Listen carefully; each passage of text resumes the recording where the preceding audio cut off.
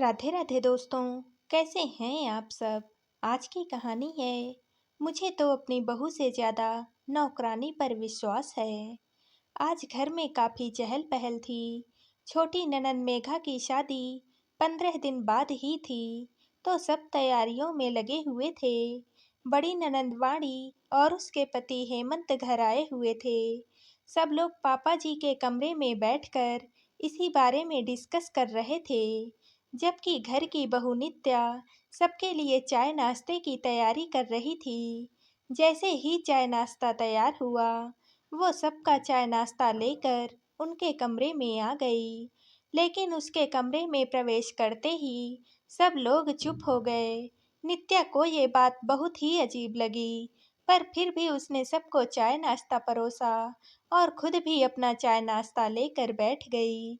लेकिन तभी मम्मी जी ने उसके पति समीर को नित्या को बाहर भेजने का इशारा किया, जिसे नित्या ने भी देख लिया।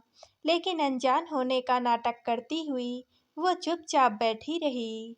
आखिरकार समीर ने नित्या से कहा, नित्या, हम लोग कुछ जरूरी बातें कर रहे हैं, प्लीज तुम अपने कमरे में जाकर नाश्ता कर लो। नित्या ने प्रश्न भरी नजरों से समीर की तरफ देखा, जैसे कह रही हो कि मैं भी तो इस घर की ही सदस्य हूँ, भला मेरे सामने बात क्यों नहीं हो सकती। मुझे भी तो इस घर में क्या चल रहा है वो सब बातें जानने का हक है।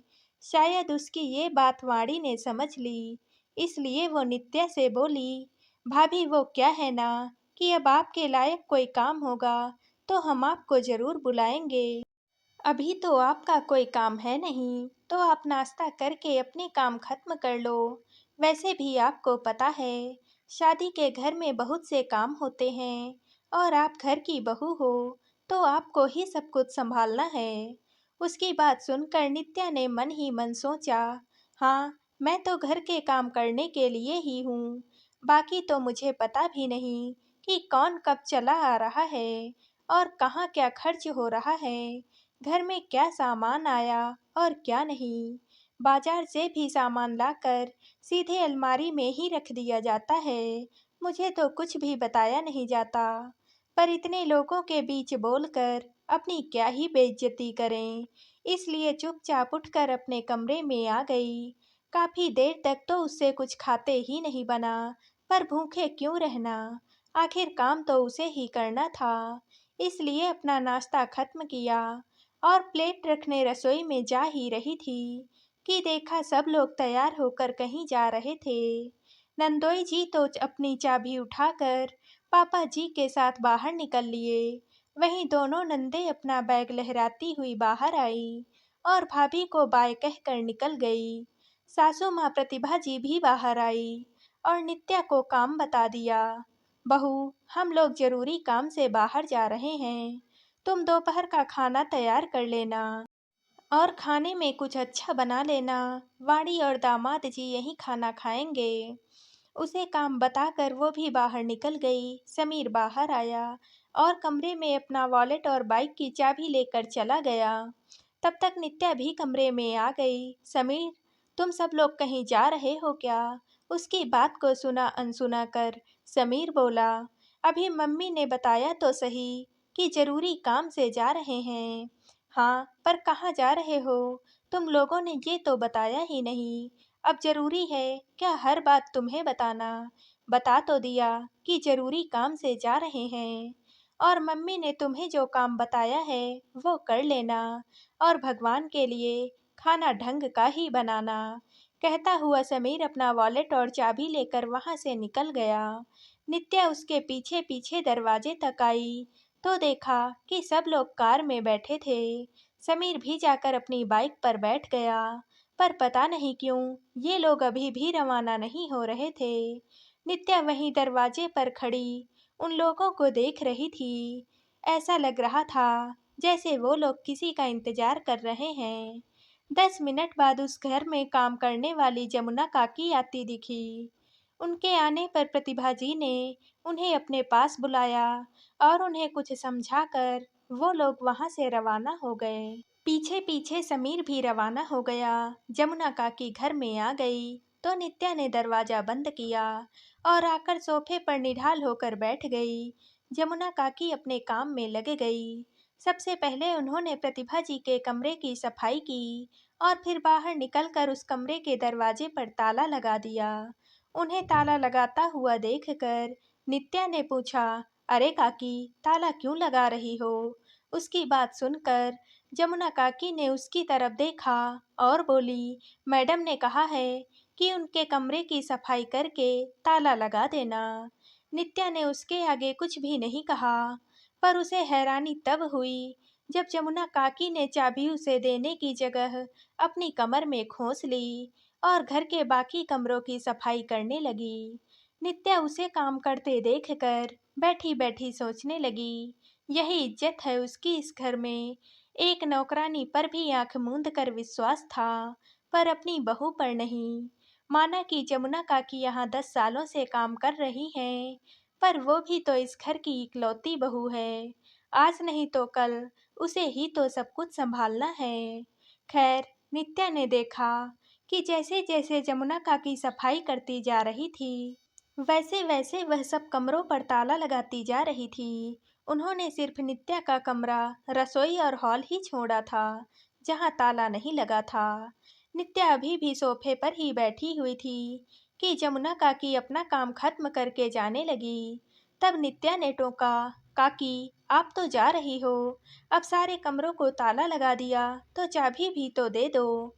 नहीं तो वो लोग जब आएंगे तो दरवाजा कैसे खोलेंगे? उसकी बात सुनकर जमुना काकी बोली, माफ करना बहू रानी, पर मैम साहब ने मना किया है आपको चाबी देने से। उन्होंने कहा है कि ताला लगाकर चाबी पड़ोस वाली सरला जी को दे देना। कहकर जमुना काकी घर से निकल गई, जबकि नित्या सोफे पर बैठी एकटक उन्हें जाती देखती रह गई। इतना बड़ा अपमान उससे अब बिल्कुल भी बर्दाश्त नहीं हो रहा था। उसे अब घर में घुटन सी होने लगी थी। आखिर उसकी गलती ही क्या थी? बैठे बैठे उसे वो दिन याद हो आया जब वो कॉलेज के फर्स्ट ईयर में थी। वो एक ऐसे परिवार से संबंध रखती थी जहाँ लड़कियों की शिक्षा का कोई मोल नहीं था, जहाँ 10वीं तक पढ़ाई कर ली, बस उसके बाद शादी कर दी जाती थी। पर नित्या के माता पिता ने उसे बड़े अरमानों के साथ अपने परिवार वालों से लड़ झगड़ कर कॉलेज पढ़ने भेजा था। वो चाहते थे कि उनकी बेटी अपने पैरों पर खड़ी हो। वो हमेशा ही उसे आगे बढ़ता हुआ देखना चाहते थे। इसलिए अपने रूढ़िवादी परिवार के खिलाफ जाकर भी उन्होंने उसे पढ़ाया लिखाया और आगे की शिक्षा के लिए शहर भेजा। गांव के माहौल से निकलकर नित्या पहली बार शहर में आई थी। उसे ये स्वतंत्रता, यहाँ का रहन सहन बहुत भा रहा था। वहीं कॉलेज में समीर से उसकी मुलाकात हुई थी। वो फाइनल ईयर में था। पहले दोस्ती हुई, फिर प्यार। फाइनल एग्जाम आते आते तो दोनों शादी के सपने बुनने लगे थे। समीर का तो वैसे भी आगे पढ़ने का मन नहीं था। उसे तो वैसे भी अपने पापा का बिजनेस ही संभालना था, इसलिए उसके लिए ग्रेजुएट होना ही बड़ी बात थी। लेकिन इधर नित्या पर समीर के प्यार का ऐसा खुमार चढ़ा था कि उसे अब ये तक समझ नहीं आ रहा था कि उसके माता पिता पर क्या बीतेगी। उसका एक कदम उसके घर में आने वाली हर लड़की की शिक्षा को रोक देगा। समीर ने उसे सपने भी ऐसे ही दिखाए थे। वो तो अक्सर उससे यही कहता था कि आखिर इतना पढ़कर तुम्हें कौन सी नौकरी करनी है? अरे तुम तो एक बिजनेस फैमिली में जा रही हो। हमारे यहाँ तो नौकर चाकर काम करते हैं। तुम्हें तो वैसे भी शादी के बाद ऐश ही करना है। नित्या धीरे धीरे उसकी बातों में आने लगी थी। गांव में पली बढ़ी लड़की को शहर के ऐशो आराम अपनी ओर खींचने लगे थे। उसे समीर पर अपने से ज्यादा विश्वास हो चला था, पर वो जानती थी कि उसके माता पिता शादी के लिए तैयार नहीं होंगे। तैयार तो इधर समीर के माता पिता भी नहीं थे। आखिर नित्या उनके स्टैंडर्ड से मैच भी नहीं खाती थी, तो उन्होंने भी समीर को शादी के लिए मना कर दिया। लेकिन समीर तो नित्या के साथ शादी की जिद पर अड़ा हुआ था। उधर पता नहीं गांव में कैसे नित्या के माता पिता को पता चल गया और वो उसे यहाँ से वापस गांव ले गए। पर कहते हैं ना कि प्यार की खुमारी सब कुछ करवा देती है। एक रात नित्या सबको नींद में सोता हुआ छोड़कर गांव से भाग आई। पर गांव से आने के लिए उसके पास पैसे तो नहीं थे, तो आते समय अपनी माँ की अलमारी में से सोने के गहने और पैसे चुरा लाई। समीर तो उससे शादी करने के लिए वैसे भी तैयार था, तो दोनों ने मंदिर में जाकर शादी कर ली। पर समीर के माता पिता ने तो शुरू में उन्हें अपनाने से इनकार कर दिया, तो उन सोने के गहनों को बेचकर उन्होंने अपने रहने खाने पीने की व्यवस्था की। जब तक प्यार का खुमार था और जेब में पैसे थे, तब तक समीर भी उसकी हाँ में हाँ मिलाता था। लेकिन धीरे धीरे जब प्यार का खुमार उतरा और जेब में पैसे कम हो गए, तो दोनों का आटे दाल के भाव पता चल गए। दोनों में तू मैं होने लगी। लेकिन दोनों की समस्या ज्यादा दिन नहीं रही, क्योंकि समीर अपने माता पिता का अकेला बेटा था। बाकी तो दोनों बेटियां थी। बुढ़ापे में बेटा ही सब कुछ संभालेगा, ये सोचकर कुछ दिनों बाद वो खुद समीर को लेने आ गए और मजबूरन उन्हें नित्या को भी अपनाना पड़ा। अब तो नित्या को भी लग रहा था कि सचमुच जिंदगी ऐशो आराम से कटेगी, पर असल जिंदगी की शुरुआत अब हुई थी। ससुराल में रहना भी कोई मामूली बात नहीं है। नित्या का सामना अब ससुराल वालों से हो रहा था।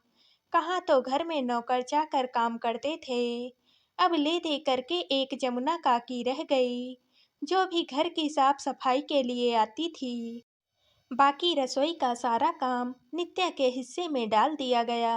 अब तो समीर भी पूरी तरह से अपने माता पिता के कहे में रहता था। नित्या के हिस्से में सिर्फ जिम्मेदारी आई थी, उसे कोई अधिकार नहीं दिया गया था। आज उसे पछतावा होता था कि क्यों उसने अपने ही पैरों पर कुल्हाड़ी मार ली। अपने माता पिता का दिल दुखाकर वो यहाँ कहाँ खुश है। खैर, जब उसकी तंद्रा टूटी तो उठकर रसोई में गई और खाने की तैयारी कर दी। इन्हीं सब में दोपहर के 3 बज गए। तब तक सब लोग घर भी आ गए। समीर पड़ोस वाली सरला जी के यहाँ से चाबियां ले आया।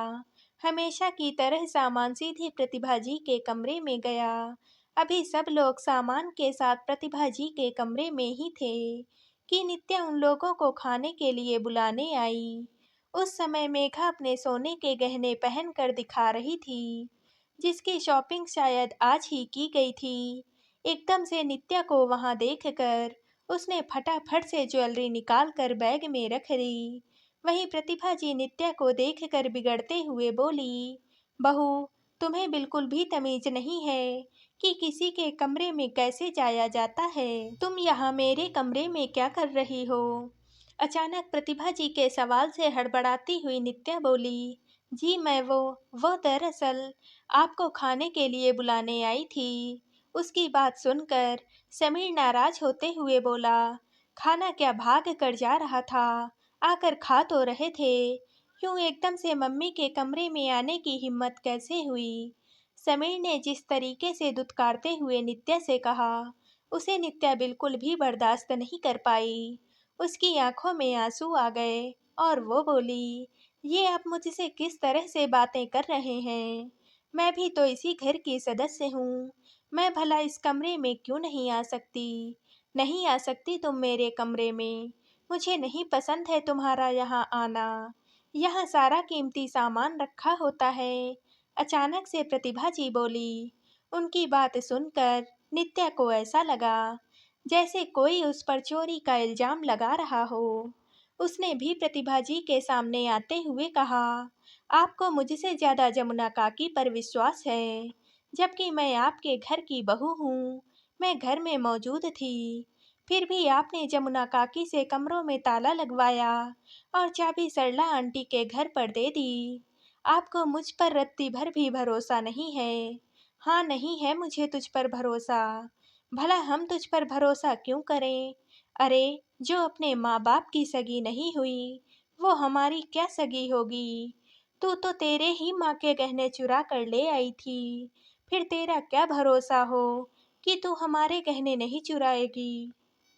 प्रतिभा जी ने आज दिल की भड़ास मुंह पर ही निकाल दी। सुनकर नित्या बिल्कुल हैरान रह गई। उसे ऐसा लगा जैसे किसी ने आईने के सामने खड़ा कर उसे नंगा कर दिया हो।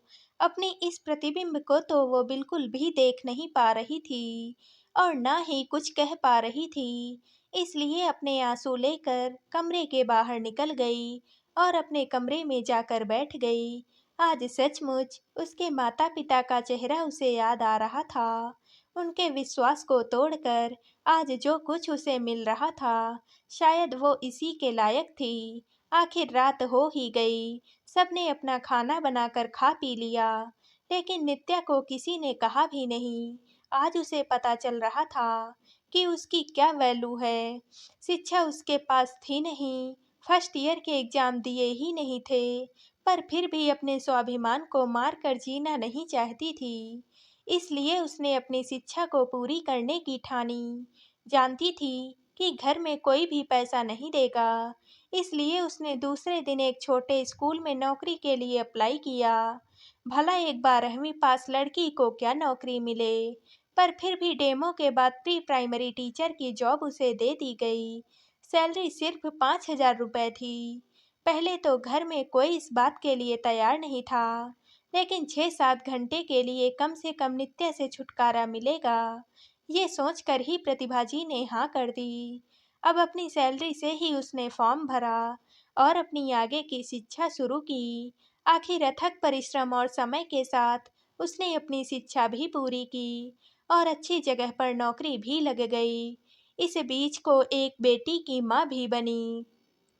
धीरे धीरे घर वालों ने भी उसे स्वीकार कर लिया, लेकिन आज भी मन का एक कोना खाली था। कई बार कोशिश भी की माता पिता से बात करने की, लेकिन पिता ने ये कहकर दुत्कार दिया कि तेरा साया भी मैं अपने घर पर नहीं पड़ने दूंगा। इसलिए इस दुत्कार को अपनी जिंदगी का हिस्सा मानकर अब वो अपनी जिंदगी जीती रही। तो दोस्तों, आप सबको ये कहानी कैसी लगी कमेंट करके ज़रूर बताइएगा और वीडियो को लाइक व शेयर कीजिएगा। दोस्तों, अगर आप इस चैनल पर नए हैं और अब तक आपने हमारे चैनल को सब्सक्राइब नहीं किया है, तो प्लीज़ चैनल को सब्सक्राइब कर लीजिएगा। कल मिलते हैं एक और नई कहानी के साथ। आप सभी का बहुत बहुत धन्यवाद।